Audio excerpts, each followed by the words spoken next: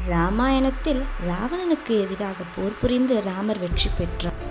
அசோகவனத்தில் சீதை போரில் என்ன நடந்தது என்று தெரியாமல் மிகவும் கவலையுடன் இருந்தார். அப்பொழுது இந்த மகிழ்ச்சியான செய்தியை தாய் சீதையிடம் கூறுவதற்காக ஹனுமான் சென்றார். தாய் சீதையே, போரில் ராமர் வெற்றி பெற்று விட்டார் என்றார் ஹனுமான். அதனை கேட்ட சீதை மிகவும் மன மகிழ்ச்சி அடைந்தாள். ஹனுமான், நான் மிகவும் மகிழ்ச்சியாக இருக்கின்றேன். அதனால் உனக்கு நான் ஏதாவது பரிசளிக்க வேண்டும் என்று விரும்புகிறேன். அதனால் தாய் சீதை தான் இருக்கும் அசோகவனத்தில் ஏதாவது உள்ளதா என்று சுற்றி பார்த்தாள் சீதை. அப்பொழுது அங்கு ஒரு வெற்றிலை இலை தென்பட்டது.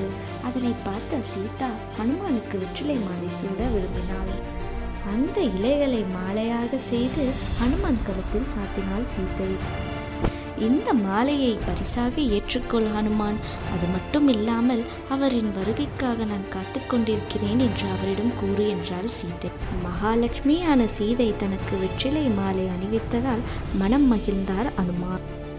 ஹனுமானுக்கு உகந்த சனிக்கிழமையன்று நாம் ஹனுமானுக்கு வெற்றிலை மாலை சாத்தி நம் வேண்டுதல்களை வைத்தால் அது நிச்சயமாக நிறைவேறும்.